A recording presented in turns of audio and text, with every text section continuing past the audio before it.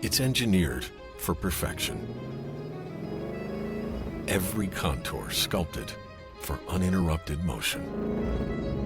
Wider, smoother, more refined, and drives like a dream. Introducing the 2026 E470. Experience the difference. Very happy. I mean, I love a happy ending. That's it. There's a clip. Not like Hey, it's That Car Show, and tonight Lindsay and I are joined by Steve Schlosser, author of the new book, Time Attack, a car-centric racing novel. If you are anything like us, and I think you are, you'd probably read more books if only they were filled with cars, M3s and Lotus Exiges and Corvettes and Porsches and the kinds of stuff that fills our own garages. We do talk about the book, of course, but we cover a lot of other stuff too. Track days, tuning, and the power of authenticity. This is a fun one. Time Attack is a good read, and Steve's a nice guy. I think you're going to enjoy the conversation, so stay tuned. It's That Car Show.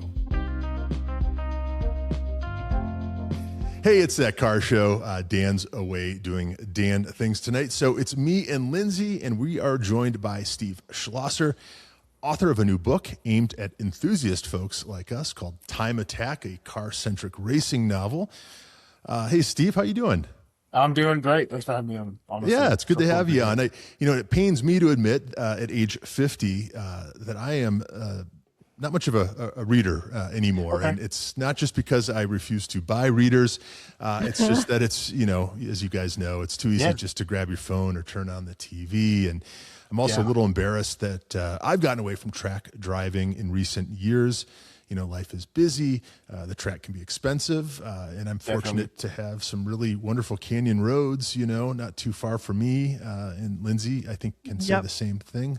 But I will say that I read Time Attack in just a couple of days because it's unusual to find a book that incorporates M3s and Corvettes and GT3s and GR86s. Going to the track. How about the Lotus, right? The Lotus is getting in there. Right. That was a great inclusion. I mean, there were so many to choose from, but it was very engaging. And when I finished it, I was like, oh, that's right. I do love reading. Yes. And, so it's a great reminder. Thank you for the excuse to sit down and read a real book. Yeah. I'm so glad you liked it. And, reading, just like being on the tracks, like riding a bike, right? You come back to it and you're like, wow. That wasn't scary. I did finish that book. It was so great. I did those laps. I did that session. Nobody died. Yes, right. Then I could do that again. Yeah. Yes. And speaking of nobody died, I mean, Steve, Time Attack really is a cautionary tale. A little bit. There's, it kind of started out, it's funny. When I set out with the mission of the book, one of the things that bothered me about like racing fictional media was it's all centered around crime. We love Fast and the Furious, right? But they're all criminals, But they're such lovable criminals. They're such lovable criminals. Yeah. And they're a family, okay? But you know what I said? You know what? I was trying to think of the plot to start it. What's the lesson learned to begin with? And I said, I guess I could start it here, but it's gonna be one and done. It's not gonna be this. I did 2 years at Lompoc or whatever the storyline is, and I need the character to. Yeah, true. And I need that character to kind of to grow and evolve, because you'd be surprised speaking with people into cars, track or not. A lot of them have done a couple overnight stints for street racing. I mean, literally, I had three or four people reach out to me. Yes, 3 or 4 people reach out to me, and they said, "How did you know I was in jail overnight?" Literally, my buddy, I chat with a friend all the time. He just had to do an overnight stint, like one day. And I was like. You're like, I did not, but thank you for sharing. So how did you, what was the inspiration for the book? And it sounds like you started with kind of the mission of what you wanted to accomplish. I mean, can you share, I know you share this in the notes at the back of the book, and I really was drawn to that part of it. So can you kind of talk about what the goal was and then how you built the story around that, and what your inspiration was? Sure. So, to start out, it's probably been a decade for me where I've been dragging people to the track. Even when I had periods of myself where I was unable to go, I'm just so passionate about it. Like my best friend, Zach, my very good friend, Zach, who I credited in the book for kind of helping me, he was like a street motorcycle guy. And now he's entering CVMA, the racing course. And I'm always talking about the track and getting people to go to the track. And so it's something I'm very passionate about. And I was in the winter, Vince, I saw this video with Vince Zampella, if you remember his crash in his Ferrari on the Angeles Crest Highway. And I had been thinking about writing for a while. It had always been a little bit of an outlet for me in general. I've always liked writing. And, who has like more of anything than the founder of Infinity Ward, right? I had just watched him on like a YouTube video where he had bought a McLaren Solus, $4 million, like basically Formula One car, and then here he is. And it's so tragic. And when I lived in California, we used to ride all the time on Highway 94 and stuff. And, I saw a person crash and get hit by a car, and, that was it. And there had been stories where I had ridden with people, and then a couple months later, what happened to that guy? T-boned something, on going too fast. And so it's something that I rapidly grew so passionate about. And I just had this draw that I'm going to write about. I'm going to write a story, and I'm going to progress this just personal mission I've been on into a sincere effort. And I want to try to entertain people to get to the point where they say, maybe I could try that. And so it just started. Yeah, you just decided, hey, I'm not busy enough. I should write a book. It just, sometimes things just like explode out of you. I apologize to my wife a little bit because I went like full Hemingway with this. Like I started writing, and I had my friend Zach, and he read the first chapter. He's like, this is interesting, dude, keep going. And then I was writing 8 hours a day. I mean, I was like on weekends, I was like, hey, Kate, my wife, what are you doing? Do you want to like watch TV and maybe play The Sims a little bit or here and there? And I'd get out the laptop and I'd start writing. We do dog trials on the side where it's like dog agility, time attack for dogs. You said dog trials? Yeah. So this is like, have you ever seen agility with dogs, like jumps and tunnels? This is not a judicial system thing. No. What is this? He's sentencing dogs to hard time. Yeah, that's right. It's called a trial. It is a dog sport. Okay. And in this sport, you have a pre-set up course with obstacles. Oh, and sure. It's just like time attack for cars. I know I'm pairing it, right? That's amazing. But it literally is. It's you and your dog in a ring. You get the only prior exposure you have is about 15 minutes to walk it and figure out how you're going to handle your dog. Yeah. And then one shot, one kill. You step up and you got to run the course and make the obstacles with them. And so we had a dog trial, and I'm out there with my laptop in between turns writing.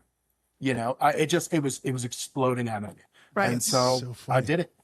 Wait, I want to know more about these dog trials. I mean, do you want like a dog with low center of gravity, like big paws, like what wins? You want a very well balanced mid-engine dog. We're going into yes, you want a well balanced mid-engine dog. Okay, so how the classes go are by height classes. So there's height classes for the dogs, and then there's different ones. You can do one that's like the general agility class has all the obstacles. There's a teeter-totter and weave poles and all sorts of stuff. There's ones that's only jumps and tunnels, right? There's all sorts of different classes you can compete in, and then the dogs compete on a height basis. And I would say like the most popular dog is probably a border collie. Okay. But we have two Shelties, which are Shetland sheepdogs. You've heard of them. And then I also have a freak of the nature. She is a 70% Whippet and 30% Border Collie. So she's like a super smart speed missile. Oh, wow. Yeah. And now do you have the issues, or no, maybe I'm thinking of greyhounds where like if they get out, they just run. So you have to make sure they don't get out.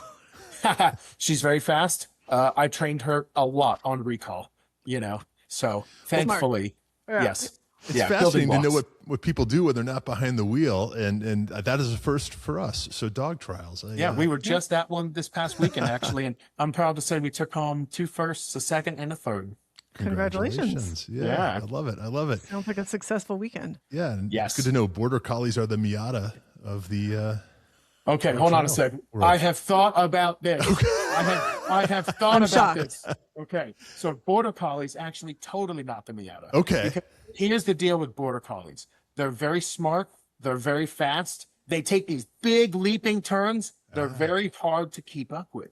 Okay. So I've always thought border collies, like maybe you put that into like a Shelby GT500. Okay. It's so much power, but you're lacking on the track, and the second you get behind it, it's thump, right? Yeah.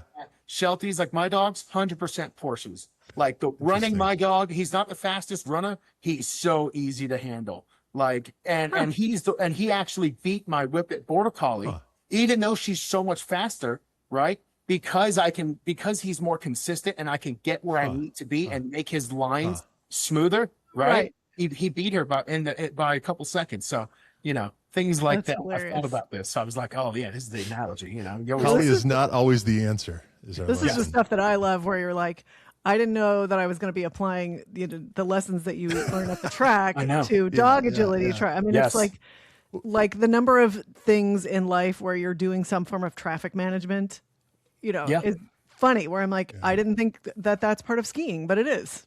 That's true. Yeah. That's true. Everything, when you find passion in it, everything relates. One last thing. So my dog, the Whippet Border Collie, 100% a Formula One car. Like, I don't even know what I'm doing. I'm terrible at handling her. We finished the course. She's slower because she's just doing. I'm catching up with her. I love it. I love it. That's amazing. Yeah. You never know where the conversation's going to go, I know. We should probably bring it back to the book, and this is the book there, Time Attack, Steve Schlosser. Great cover, by the way. Thank you. It's what you want to see on the shelf, right, when you're looking for books. I got together with, so the editor of my book, here's a really cool story about it. When I was looking for an editor, you go to the best way to do it is like there's a website called EFA, and this is like the association that people who copy edit professionally go to, and you can see their rates, and so you kind of post an ad. Here's my book and stuff, and I got reached out to, and her name is Chris Knight. I credit her in the book, and she says, I can't believe this is like the biggest thing I've ever been drawn to before. I used to race American Iron NASA in my 90s Camaro, really? And that was years ago, but now I'm an editor and stuff. And I was like, you are hired. And so through her, I found Eric. Meant to be. I'm gonna botch his name, but Eric Lobacz, Lobacz, and he was a great book cover guy for me. Oh, that's great. No, it's, and it's so important. You got to have an editor who knows what you're talking about here, because I think Lindsay and I were both looking to, get you on something, right? Like, but I hope you would. All the details are there, very descriptive. I guess we should probably ask you to set the scene without giving the book away. This is a tale of redemption. It's a cautionary tale, as we talked about. The protagonist. You want to start there? Yeah. So, basically we have Luke Thomas. He's young 20s. I don't remember his exact age out there. Young 20s. He's a street racer, right? He just finished an associate's degree and got his certifications in automotive stuff. And he works at a Chevy dealer. He races as far as he goes to Cars and Coffee, and basically chapter 1 starts off with him getting booked into Denver County Jail. Yeah. Can we stop there for just a second? Because this was a very descriptive, I want to say passage, but that's probably not the word. Did you interview people? How did you, is there a little bit of you in this book, Steve? Break this down for us, because I learned more about getting booked into a jail, I think, than I've ever learned from a book before. I have a very good friend of mine who has been in the system before, sadly. Okay. So I talked to him about it. I also have a very good friend in Larry McCarry Sheriff's. So I pinged a few questions off him, but the rest is really, you research, right? You can find a lot about the jail system online, right? You can go and you can see pictures and you can see what the jail system looks like, and you can see some of the programs and stuff like that. And then, so, interweaving this story, the book in totality is a fiction novel interwoven with reality, right? So it's like contemporary fiction. And so that's what I sought to do. And, some of the thoughts that Luke has as he's going in, I have to imagine myself, right? I'm not a prison guy, right? I only know about it from TV. These must be the thoughts that I would be thinking if I am getting checked into prison. Oh, and we've all thought about it, right? Yeah. It's in the back of our and I think you did a good job of capturing, just like you said, the kind of this can't be happening. The denial of this isn't real. Because I mean, we see TV shows, they sentence you and the handcuffs are on and you're off and you're getting booked in.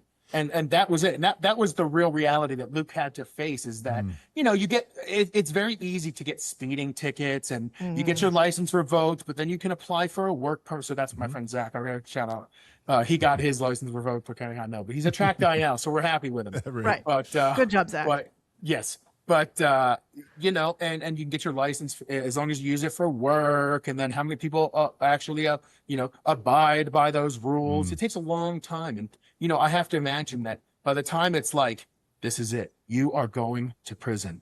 the stark reality of that must just, it's fear.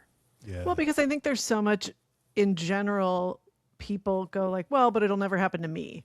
And then, like you said, there's a process of Very like, true. you lose your license, but you can still drive to work. And so it's so gradual that you'd be like, well, but there's got to be one more step in between me and jail. Yeah, like I'm not a criminal, right, so I drove a right. car. Shoot me. Right. You know? Right. No, it's something I really liked about the book is it was so well researched. I mean, the detail, you set the scene. It really, to me, almost read like a screenplay. So, I don't know, was that There's intentional? movie potential there. Yeah. Okay, so when I first started, I just started dreaming about some of the details and thinking about it.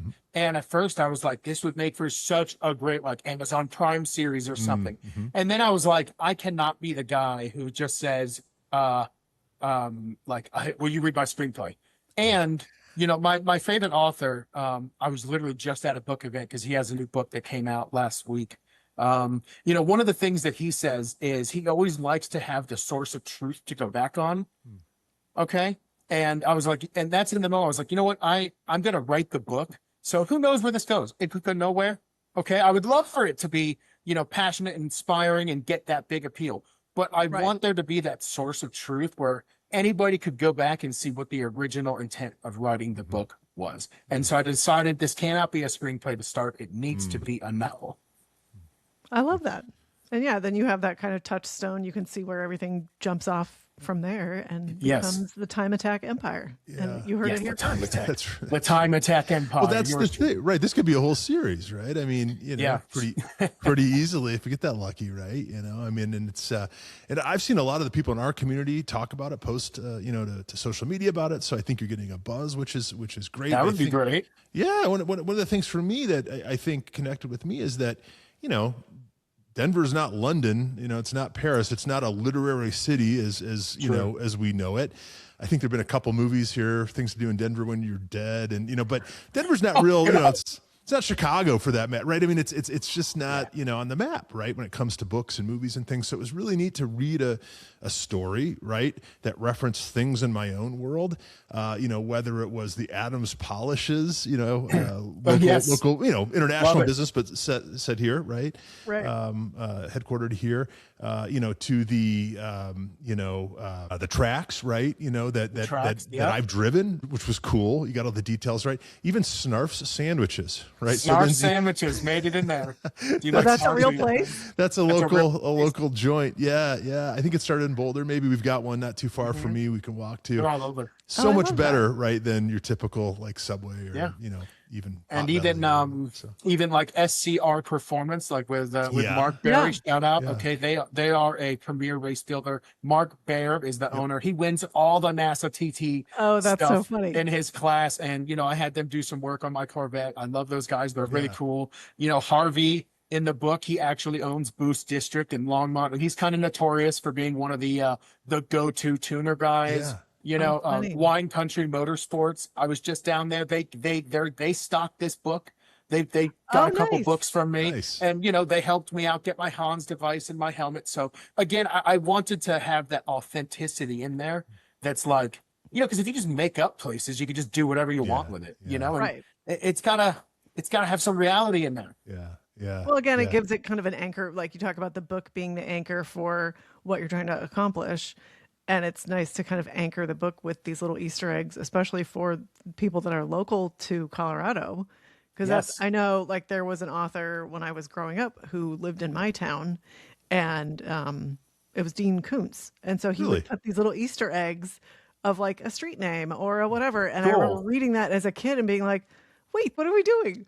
So it's really fun, like you said, Ryan, to see the real names in a story. Yeah. And Steve, I'll give you something else, just the vernacular, right? The phrasing of, turns of phrase and things, just these sound like people I know. I felt like if I didn't know these people, I met these people, right? Wow. Out and about at a Cars and Coffee or whatever, the car casting. So we had a guy, Oscar winner, Robert Nagel, our buddy Robert. He's done Ford versus Ferrari. God, yes. Basically every movie that's got, great, all the good car stuff. Robert's car action, right? I think in the book, I quote the line. No, I took it from somewhere else, didn't I? Part three, I had the. Well, there was one. Are you talking about the Sunny Hayes line? Yeah, yeah. I took it from Sonny Hayes, but I almost put the quote in from Ford Ferrari with I think The it was Carroll Shelby. Yeah, yes, I almost 7,000 that one. RPM. Yes, I almost put that one in, and I was sorry I didn't mean to interrupt you, but I was like, well, No. nothing really revs to 7,000. Maybe the Porsche. I was like, I'm gonna go with the F1 quote. Yeah. No, that stuff shows, you know. With Robert, we talked about, you know, kart casting. And so not just getting like the driving right and like the racing line has to be correct and all this, but casting cars almost as if you were casting people. And I thought you did a really great job of that. Like, oh yeah, that guy would drive a Z06. Yes. Oh yeah, that guy would drive an M3 or, you know, the Cayenne for that matter. The Love right? it, right? Such a great car. Yeah. I think it's real, right? If you're in the car world, the car is kind of an extension of your personality or your interests. So for Liv, right, Luke's mom, you know, very well established businesswoman, likes the sporty stuff, right? Her boyfriend is a race shop owner, so she's inspired. So she's got the Porsche, but she went for the hybrid that's even faster, which probably pisses them off sometimes, right? And but also kind of practical, right? You know, yeah, but also kind of tracks. practical. Yeah. Yes, exactly. And you know, even at the Cars and Coffee, right? You have the football player who he wanted something with speed, but he's a big guy. So what's he going to drive? He's going to drive a Hellcat. Yes. You know. Yes. That was a funny detail. Yes. Yeah, where he's like, I'm enormous. What, you know, I only fit in so many things. Yeah. Like his foot catching on the thing. Oh my God. Yes. As someone who wears size 14 himself, you know, that is so feel his true. pain. It's just, absolutely. You snag the top of the toes, right? You know, I think, you know, I think you had an episode where you just said, wasn't it the Alfa Romeo your foot was catching? Oh yeah. And it's terrifying because not just an Alfa Romeo, but an Alfa Holix, like a, you know, $750,000 car or whatever. You know, it's just like, this is not when you want to mess this up. And I will tell you, used to do a show years ago before I even met Lindsay called The Steering Committee with Doug Fogler here in town. And we had an episode that talked all about me getting a new 718 Cayman and breaking the throttle pedal assembly 3 times with my big giant clodhopper. No way. And and it's funny, you know, because you talk about, you know, details in cars and stuff. That was the base car. That was the 4-cylinder. You know, that's a plastic unit. And I've had this GT4 now for several years. That's all metal, right? So it's like little details like that. But that's the kind of stuff that you got right in this I'm book, so happy. You know? Yeah, I mean, I'm an enthusiast, and so even like researching some of the small details, I found it fun. You know, when I was building the cars in the book, I went on the Porsche's website. I was like, ooh, Algarve blue. I hope I said that right. I was like, what a cool color. You know, if I was Liv, I would choose that color because it's elegant, but it's got some spice to it, you know? Yeah. And then, you know, I'm a sucker for yellow Corvettes, right? So Luke's car had to be yellow. Yeah. Made sure I got I think it's called Velocity Yellow. I think it is for that. Made sure I got that paint code, right? The same thing with the red at the Hellcat. You know, so I'm an enthusiast. I like stuff. Absolutely. If we screw up, you know, we occasionally will say something incorrectly. We hear about it, you know. And I guess you could probably argue that's good, right, for buzz or whatever. But people will catch you. Yeah, people will catch you for sure, you know. So there is a scene, talk about authenticity, that of all the scenes, it's the one that really just got to me, made me cringe. The one where it's a detailing scene. I'll leave it at that. Oh God. I know. A very nice car, and that hit way too close. There was a to little home. bit of real panic on both of our parts reading it. I know. Yeah, and that look, we've all seen stories, or maybe we've had some experience with it ourselves, where you know, detailing culture is like probably the fastest growing thing. There's so many products. There's so many things. You know, everyone's trying to, you know, like ceramic coat their car and prep it and do all this stuff. And, you know, Luke is, he's trying to prove his merit in the shop, and he's trying to show, like, I can add value. I'm not just a porter, you know, and that trust is bestowed upon him by the shop's owner, Nick. And so, you know, some mistakes can happen. Right. Yeah. And it's another inflection point. It's another thing where, like, if you're ceramic coating your car and you don't get it up fast enough, right? You get it off fast enough and it starts to haze or something, like, take a breath.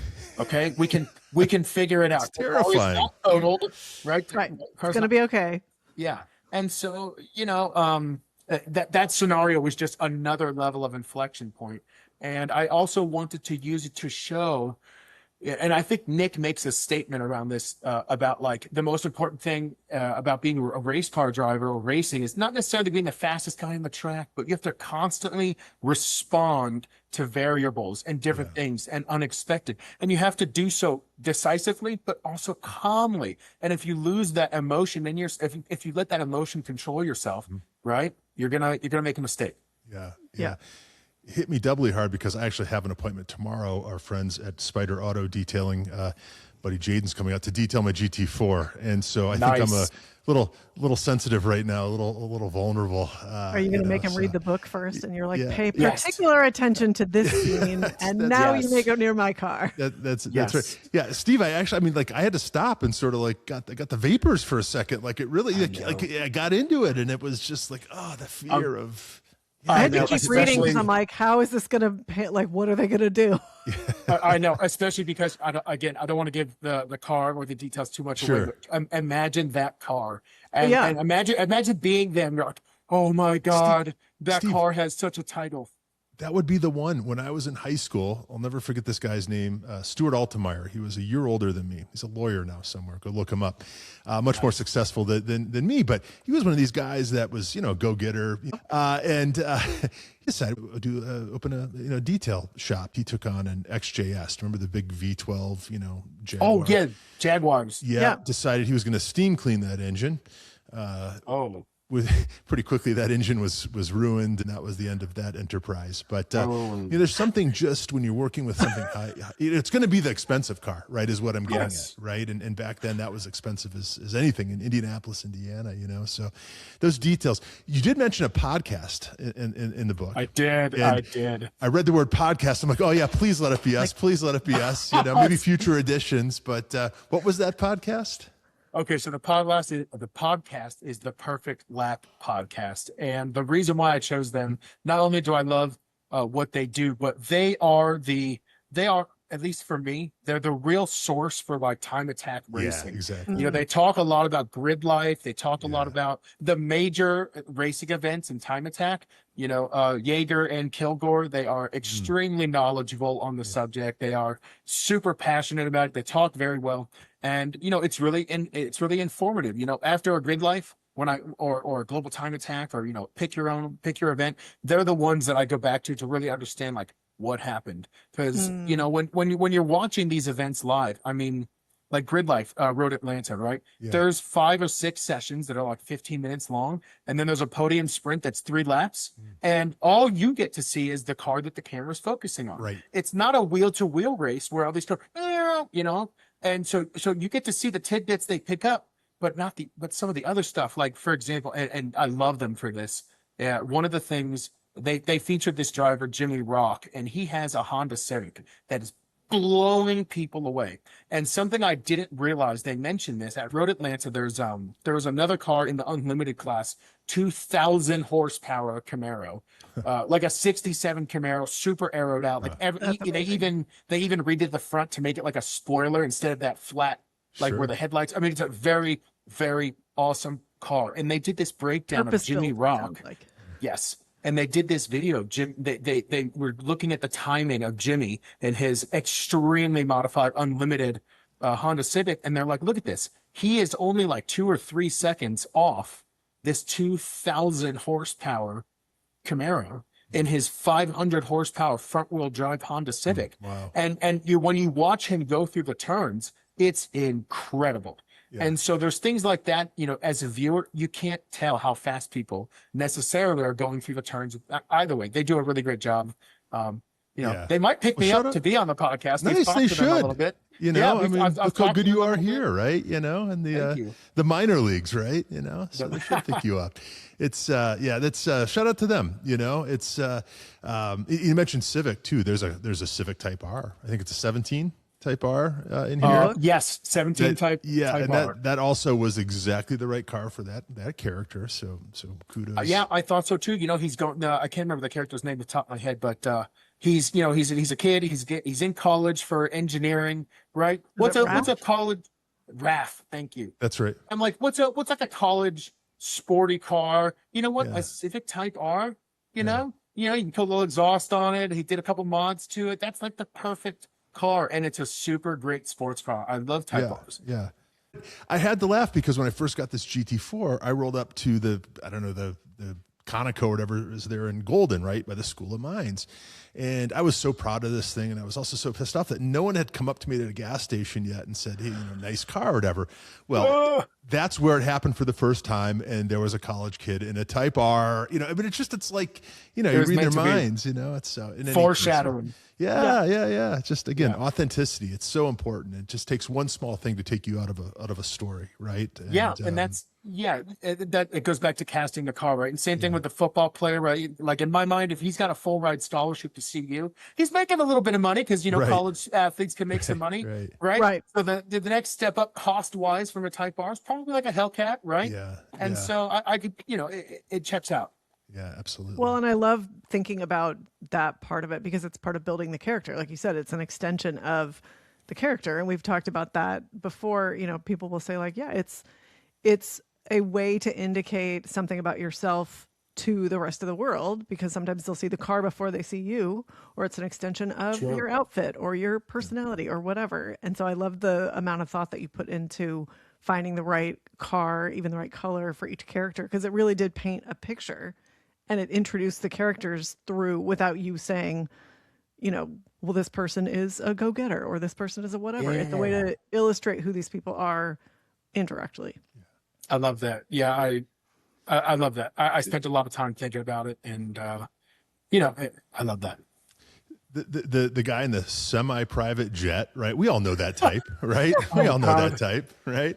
And he's going to have it on Instagram too, right? So, I appreciate that. Well, let's talk about your car because, Lindsay and Dan and I have realized if we stop, talking about Porsches once in a while and mention, other cars like Ferraris and Corvettes and, BMWs, M3s, then that's great SEO for us. And you've got a Corvette. So we M3s, so tell us about your car. Okay. So I have a 2025 C8 Stingray Z51. Nice. I love that car. It's the best thing I've ever driven, I've done a couple things to it because my goal with the car, ultimately I want to race in NASA TT3. I'm working up to that. I'm on to make sure that my times are pretty competitive before I just jump into it and then, pay the money and kind of walk away, so far away from the group, it's an amazing car. I've really never been in a mid-engine car and in a track environment. And it's incredible to me, it's a different experience. I'm sure a Porsche guy, right? Like when you do it and it just works, you're like, I can't even believe this. Yeah. It's so smooth. And anybody that I've taken in it, they, you're hauling down the track, the DCT hits, it's so smooth, I've done some upgrades so I'm not crashing into walls at Laguna Seca. Good plan. Too soon. Too soon. So, I've got, so I've done a couple things. I've done AP brakes in the front. I got a really great used deal, Marketplace, shout out, right? So I got a great used deal. I put AP brakes. Sorry, Steve, is Marketplace where you want to buy brakes? Well, I'm joking. A fair question. You got me. I'll say this: if the AP Racing brakes, you can probably buy them off a dumpster and they'll still work. True. No, that's awesome. So I got So I have the AP brakes in the front, which was such a weight savings too, about 20 pounds a wheel, probably. Wow. Huge difference. I did the sway bars. SCR Performance helped me with the sway bars because you have to drop a front subframe or something to get the sway bar in. It's kind of asinine. But the payoff is worth it, right? Yeah. The payoff's so worth it. Yeah. I just did an added radiator mod that it's kind of interesting. When GM ships these cars to the Middle East, Abu Dhabi or whatever, they throw in a third, fourth, whatever the number is, radiator. And we don't get it here in the States. And, sounds like something Porsche would do, to be honest. Oh, really? Interesting. Yeah.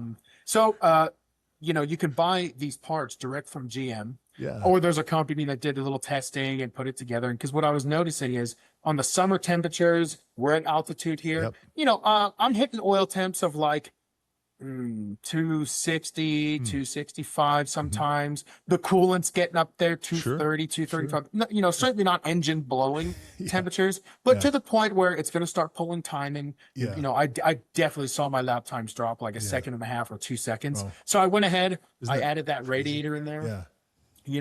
I got the harness bar so I have some 5-point harnesses in it. In High Plains, if you're not local here, it can be 85 in Denver, and it feels like 110 at High Plains. Yes. There are a few trees, but it's pretty open. It's Kansas almost. Yeah, it really is. I mean, it feels that way. In fact, it's so Kansas that oftentimes big storms will roll in while you're out there, as I'm sure you've experienced. But yeah, I had a friend of mine. He has a famous picture of his. I think it's an S14 going down the back straight. There's a tornado in the background. Yeah, That's High a Plains. Yeah, that is a framer. Yeah. It sounds like Steve, Oregon Raceway Park. That's like you can be out there. It's brilliantly sunny, and then just like line squalls come in. You're plastered up against the fence because of the wind, and then like 15 minutes later, all better, sunny again. Yeah, Lindsay's our resident track expert here. Love it. That car show. Dan and I, we dabble, but Lindsay grew up on the track. And I think probably, we can both back up the mid-engine thing. It's kind of like a cheat code. Lindsay's got a 16 GT4, I've got a 20, and it's just, you just feel like you're getting away with something. But Lindsay's also got an M3. What are your other cars currently? You've got an E36 M3. That's the track car. Love it. And it's a sedan, but it's now a 2-seater, of course, because everything got pulled out. So that was another scene where you're like, I don't remember which car it was, but you said everything's been stripped out and it's got a cage in it. And I'm like, yep, that tracks. Like, pun intended. It does track, yeah. Yeah, it does. track. And then I have a 2007 BMW X3 that's a manual. Oh, that's a rarity. That's so nice. It's pretty fun. But I met someone awesome. this morning. I met a gal this morning, and we were chatting, and she said, "What do you do?" And I mentioned the podcast, and she said, "Well, what's the podcast about?" And I said, "It's about cars." And she goes, "Oh, I love cars." And she said, Nice. "You guys will like this." She said, "What do you guys talk about?" And so I was telling her, kind of generally, and she said, "Well, do you ever talk about the Honda Fit?" And I said, "I don't. Should we?"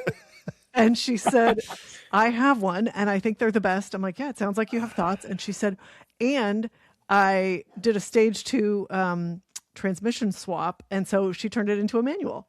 Oh, wow. Nice. So Yeah. actually in grid life, I think it's like one of the bottomest classes of Time Attack. The most popular car is a Honda Fit. All right. I am a huge fan. When my wife and daughter and I moved to Denver from Chicago about 11 years ago, we had a 997 Carrera S and a Honda Fit, both manual.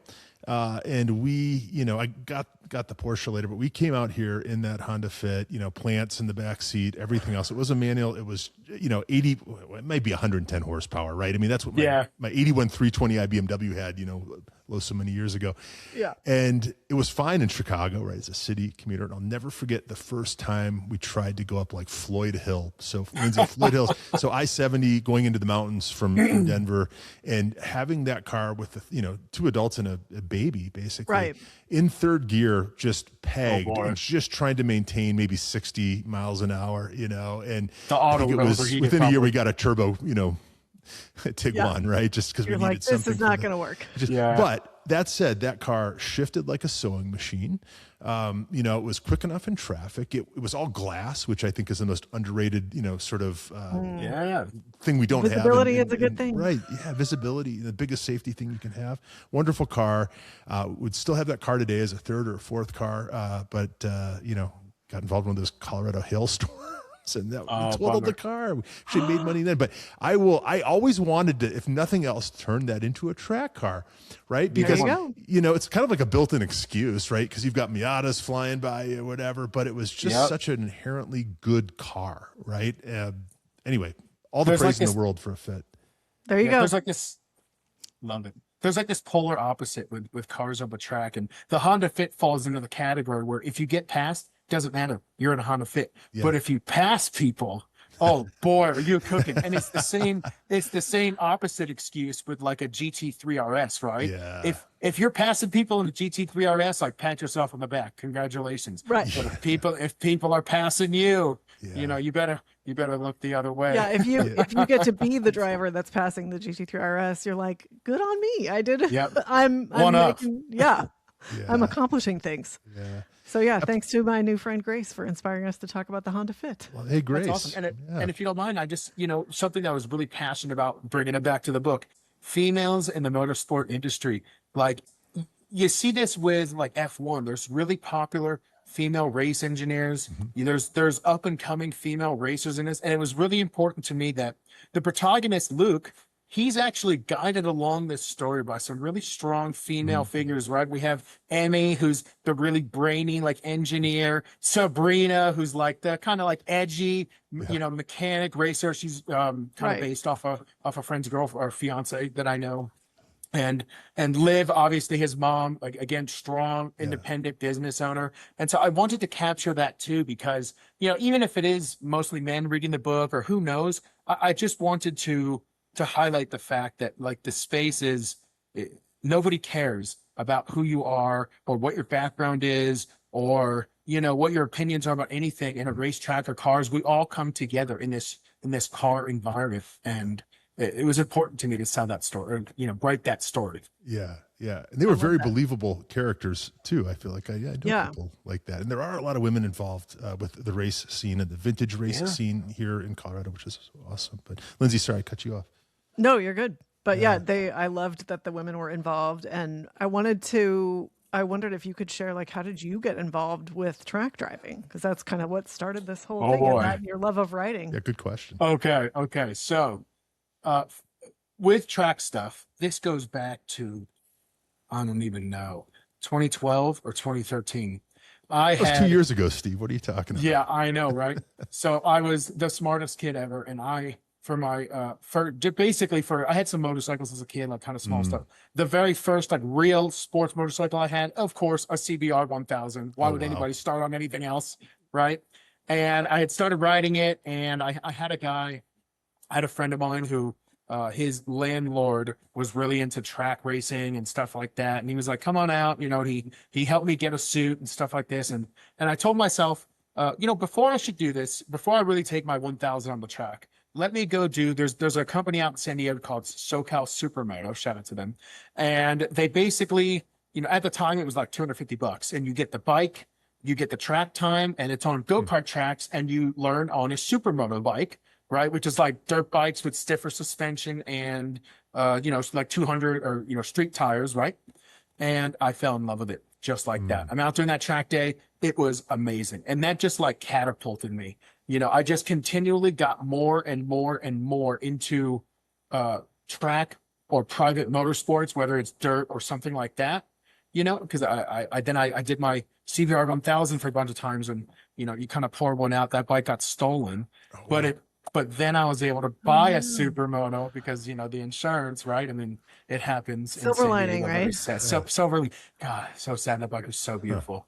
And then I raced supermoto for a bit, and then the part that I really loved about supermoto was the dirt section, because that's the other thing with supermoto is you're on street tires, but there's a dirt section in between the track section. And then I realized, man, swinging that rear out, that's so much fun. So then I got into doing dirt bikes and motocross and enduro, and finally came the time in my life where the high school dream car I was ready to buy, which was an STI. Okay. Oh, sure. And I said, I'm going to track nice this car. Choice. I've been Subarus doing it here. Yeah. It's like, it's a little bit of a don't meet your heroes story, but I still have some, you know what I mean? Still have some heart for it. But, and then I said, okay, I've been doing this for a while on two wheels. I'm ready to, I want to do this in cars. And so I started doing it with the Subaru, did 5, 6, 7 track days. Did realize due to some, fallbacks with the platform that it maybe was not the car for me, for someone who just wanted to go and be able to go 20, 30 minutes repetitively, and then really get that seat time in. And now I've got a Corvette, which is just phenomenal. Yeah. Did you grow up wanting Corvettes, or, what was on your wall as a kid other than motorcycles? What was on my wall was the Smokey and the Bandit, 1978 Burt Reynolds Firebird. I don't even know. Can I guess your age, Steve? Right. Younger than you think. But I was going to say, I feel like that's a vintage. Steve was making vintage choices even as a kid. Okay, yeah, you do seem pretty young, but I was hoping, you were a little older, but yeah. I don't even know how I got into it. Somebody gifted me in some random birthday, because I was like into cars. Okay. Like a toy, like a Firebird toy, and it was it was a 73. I remember the toy, and it was red and had the screaming eagle on the hood, and I was like, I need that. And then I remember I was in summer camp at like 11, and one of the camp counselors, I swear his name was Andrew. I still remember that. And I think he was kind of calling out at one of the other female camp counselors, and he had a black Firebird. Oh, right. And so my first car as a kid was a $1,000 1974 Firebird with a inline six 3-speed manual on the floor. And so that's how I learned to drive, you know, and then I had a 97 Firebird, which, you know, I worked at Wendy's and Publix, and I saved up and I bought a 97 Firebird, and, you know, I just went from there. Oh yeah. Those are great cars. It's like the automotive. It's like the automotive version of like a baby animal imprinting on their parent. Like yes, right. Imprinted on the Firebird. Yeah. Right. Yeah. It's funny you mentioned that Smoking the Bandit. Dan, who's not here tonight, is a huge fan. He's from the UK. I think, you know, he was way more into it than even I was over here. But yeah, that was a seminal movie. And, you know, Jackie Gleason, come on. Yeah. And watching it now, it's kind of amazing that was ever made, but I know. It but definitely that's what makes it so great is you go back and you're like, this is fascinating. Yeah, I mean, it was definitely, it's one of those classic car movies for sure.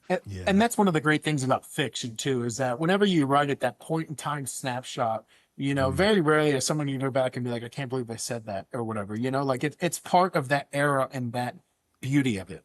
Yeah. Just real quick, I want to give a shout out to a friend of ours, a friend of the show, Willis Wood. He is putting on his very first Cars and Coffee here in Denver. That's awesome. This weekend. It's Saturday, May 23rd. Willis was a sponsor of my previous podcast. He had a business called Rhino Signworks, and he's now moved on, but he's still into cars. He has an M Coupe. He's got a 190E Cosworth, which is a super cool car. Wow. And he's got a lot of car friends in the community, Automobile Rally. Anyway, they're all putting on this Cars and Coffee Saturday, May 23rd from 10 to 2 at the Denver Design District, which is at 675 South Broadway in Denver. If you know the big giant yellow sculpture, it looks like a stack of French fries. That's the place. And now I'm hungry. And now you're hungry, and you should definitely go check this out. I just wanted to get that in for him because, Steve, you're a local guy. I think we probably know a lot of the same people. Lindsay knows this. I've talked about this before, but we have a really tight car community here in Colorado and in Denver. I think we have a very outsized car community. The quality of the cars that are here, I don't know if it's just the monies that's here, the streets. It's just the roads, rather. It's just it's a fantastic car community. You've lived at other places. What do you think is different about the car community here in Colorado? That's a good question. I see a lot of variety, and I think when you're living in California, I grew up in South Florida, what you really see, you see exotics, you see the big stuff. Out here, you get a lot more Jeeps that are crazy modified. You get the Broncos, right? The guys that do the off-road. All those kind of really cool cars are out here. I hat-tipped to the author I was talking about earlier, but I hat-tipped with his LS3 Land Cruiser. That would be a car that you would...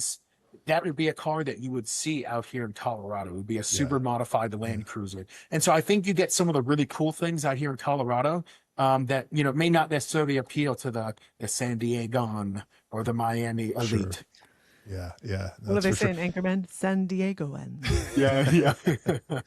And I think, people drive them here too. We have such wonderful roads. I think I'd put our roads up to anyone's, Southern California included. We've just, it's fantastic because those roads are. Fighting words, huh?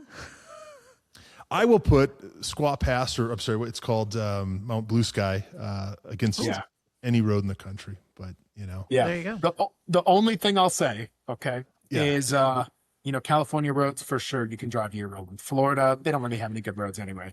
But you got to watch out for alligators. Yeah, California's pretty great, and I think we've talked about this before, but it is kind of the mothership for those of us, who don't live there. Peterson Museum is there, and just the great roads and just the iconic stuff from the movies, and you got the ocean right there. I mean, it's just even if you're out for a cruise, it's pretty wonderful. I mean, it's just it's center of the automotive universe. I guess there's a reason Fast and Furious was filmed there, and I guess but I'll tell you what, Denver, But I'll tell you what, on a California fall, You're not going to drive up to Estes Park and see elk in the rut. True, you know, and so there's some really awesome things that we get in Colorado driving up the Estes and, you know, the road that just kind of winds all around the Rocky Mountain National Forest. It's just so beautiful up there. And so that's something that's really unique is the picturesque atmosphere that comes along with it. Yeah. We're pretty fortunate here. You know, and Lindsay's, you know, fortunate because you get to drive, you know, half the time in SoCal and half the time up in Seattle. Oh, cool. So get a bit of both. But Lindsay just posted, if you haven't seen it on Instagram, just posted her Mudfest video. Oh, I haven't seen it. I gotta see it. But it was very dusty. There was no mud. It was Dust Fest this year. In fact, you played, what is it? Dust in the Wind? Dust in the Wind. You know, as your I was putting it together and I'm like, all right, what song? Let me put in Dust and see what comes up. And that came up and I went, yeah, that's no question. I got to use that song. It was too perfect.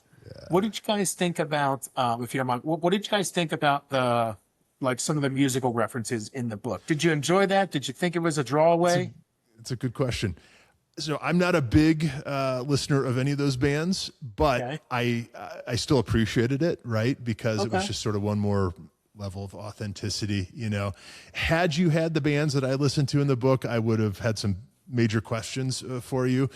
So I think it was probably good that you went with what you did. But Lindsay, did that connect with you? I mean, are those bands that we're a little older than you too, Steve?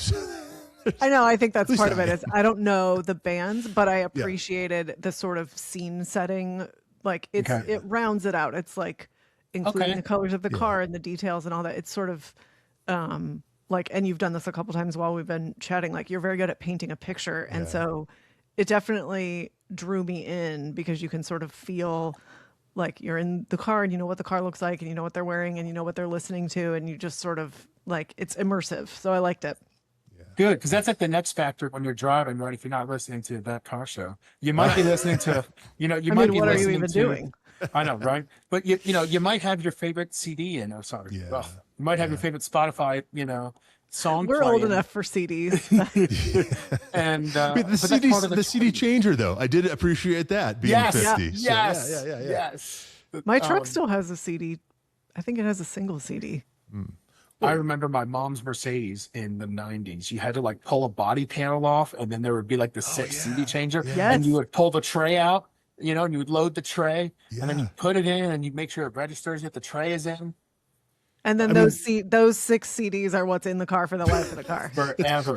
Someone in our circles just posted on Instagram today about someone who goes through a lot of cars, you know, auction cars, you know, and how, you know, he always looks forward to seeing what's in the CD player because a lot of people stopped listening to CDs 10 years ago. So there was one, it was I think it was a mixtape called Sexy Singles. You never know what's going to be on a CD like that. And fun fact, this Porsche behind me is a 20, but they made this up through, I guess, 26, I think, also has a CD player and had a CD player. I think it was one of the last cars to have a CD player, but it's the way it's situated. It's just sort of above the panel. You'd never know it was there. Thank God. You know, it's not something you want to advertise, you know, but come on, it's retro.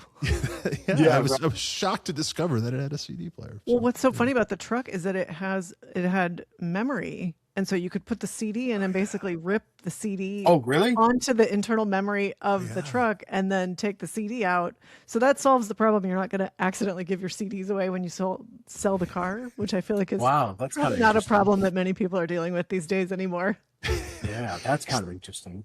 I'm the oldest one here by several years, I'm sure. And I do remember when CD players were new and, you know, it was such a big deal. And I went out and I got a Kenwood like a Discman, right? But it was really for the car. And I was so proud. My dad had an E3325 at the time.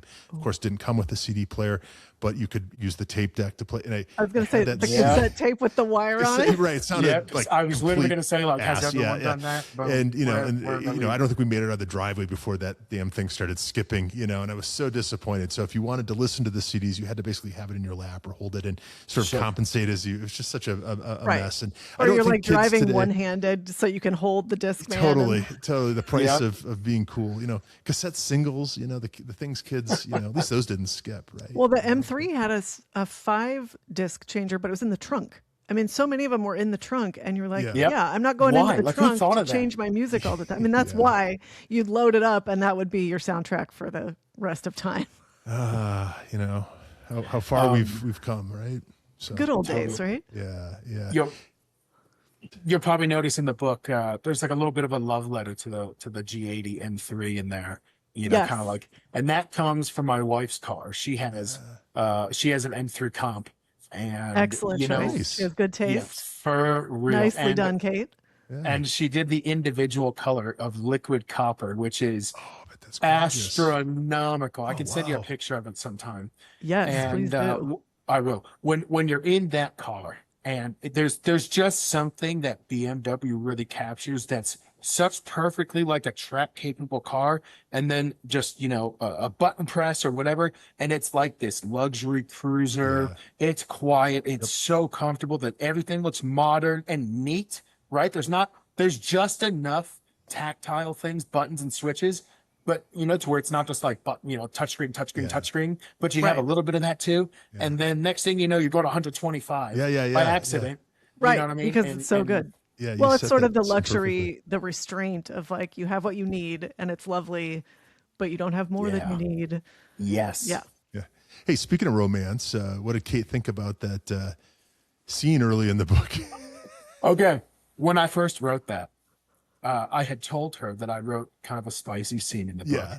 And she's like, I need you to read it to me. And I was like, Out loud? and Okay. out loud. And I I think like got, her. I know, I got like 5 words in and I was like, I can't do this. I can't do this. And it's sometimes I think about like, should I have put that in there? Should I have not put that in there? But I'm happy I did. It's hard. Yeah, I just didn't know it was going to go there, but it kind of set the relationship. And before you got on, I was talking with Lindsay, just sort of the state of mind of the people, and they're not, well, I don't want to give too much away, but it sets the scene for later, the relationship that is. So, and that's what I wanted to portray is like, just like people in love and they're adults, right? Yeah. And this is life. Yeah, we're all adults, Right. It's well-rounded. Yeah. Yeah. It was interesting. Like, were you, because the relationships, and again, not to give anything away, but like some of the relationship frameworks are not traditional, or, they're based on, like you said, like some of the characters' histories have colored how they've lived their lives, or like how they've set their lives up when the book starts. And were you drawing from like personal experience or people that or was that just something that you came up with? I think I'm a little bit of a romantic at heart. And so I think I kind of had, where it goes with that couple. I kind of had, because they're on a journey of their own, right? Right. And I kind of had that in mind where I was like, man, that would be so fantastic. I built the Liv character, obviously a little bit off my wife, but the story of her profession and things like that. My friend Zach Mom, she has a very, they work on a very successful escrow business. And when I was thinking about that type of person, I was like, that would be a really great role for Liv, the character, right? Yeah. And then watching their relationship grow over the course of the book and where that landed, and I just thought it was, I thought that was really great. And I was very happy. I mean, I love a happy ending. That's it. There's a clip. Not like pun intended. Absolutely. Steve, this is the first book you've ever written, right? Yeah, well, I wrote a book in 4th grade. Okay, like one of those kids' books. Sure. So this was not that. You've grown. Yeah.